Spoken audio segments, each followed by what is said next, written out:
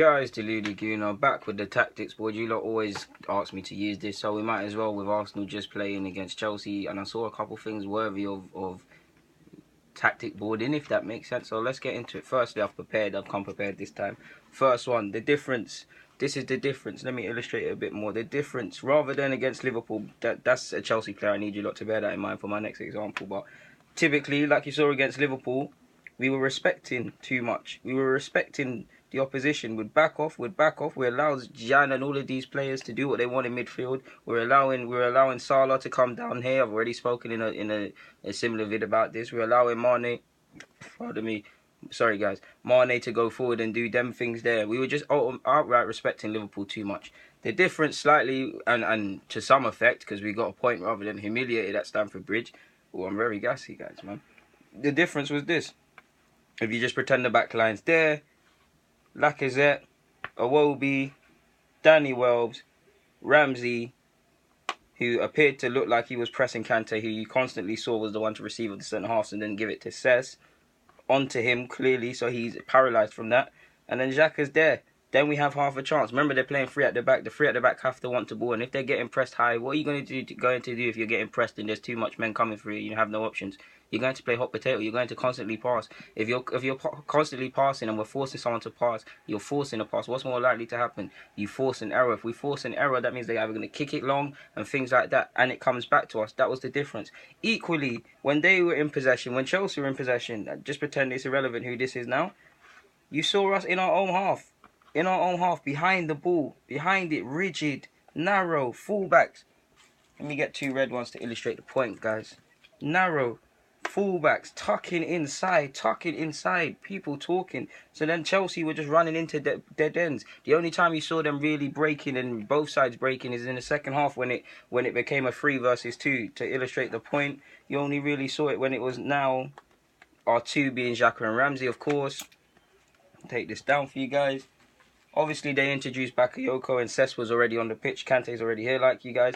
The only time they were really having joy, like dominating the midfield, is when there's 3. Law of averages or whatever, common sense. I'm not good at maths like that, but common sense. If there's 3 versus 2, then Cesc can get in behind.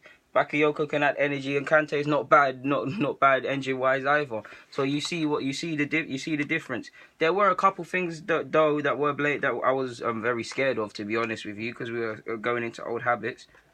Mainly, where's the other ones? The high line, guys, before I bring it. The high line, like at times, especially in the second half, this high line business, for no reason. I'm going to show you guys, I promise. This high line business. Because you saw there was incidences. Aspilicueta, like I told you guys in the preview, Aspilicueta hitting it. Thingy was springing him, was springing them. Morata, springing them. And what did you constantly see? Mustafi tight, giving away some fouls, winning it sometimes, but equally losing it. And you saw there was actually incidents. They got into a tangle. Morata outstrengthed him. He was gone. Monreal saved us. Say Monreal doesn't save us. Morata finishes.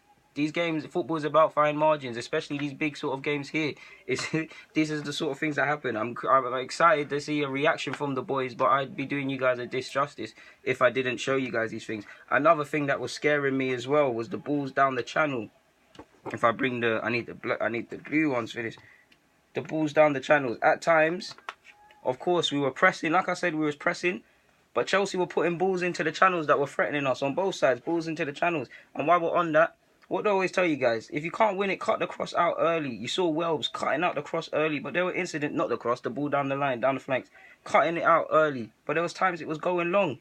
And Willian and Pedro picking up and springing us, especially in the first half. I think that was actually a result of even when Pedro had that chance, he really should have converted. And one of the last examples I want to show you guys to illustrate the point is the pivot. Like the pivot today. If you just pretend these are... No, you know what? No pretending. Let me actually just do it. The first thing is the pivot between the boys.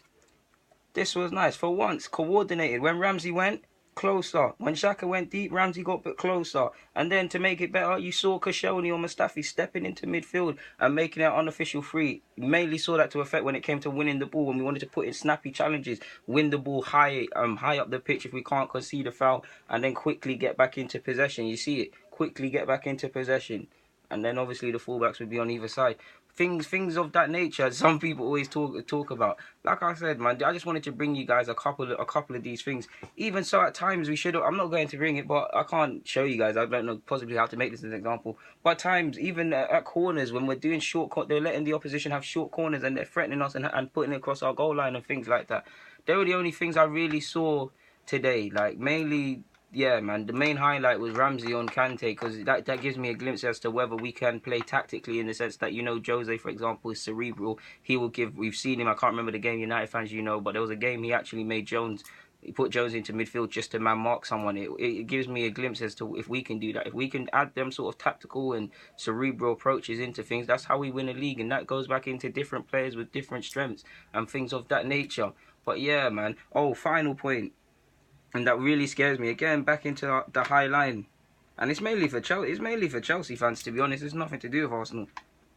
How Morata gets onto the last man. Like, Morata just gets onto the last man's shoulders. Like, he gets onto the last man's shoulders so sick. Sometimes he's offside, sometimes he's not.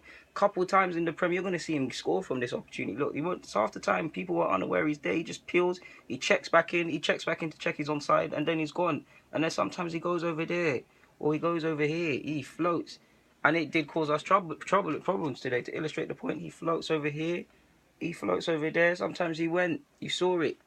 But yeah, guys, Deluded Goon on signing out, saw an opportunity to use the tactics board, thought, you know what, let me do this, use it. Guys, Deluded Goon, I'm signing out. Thank you for watching, it means a lot. I can't imagine how hard it is for you guys to keep up. I'm always uploading stuff, but thank you for bearing with me. I'm out.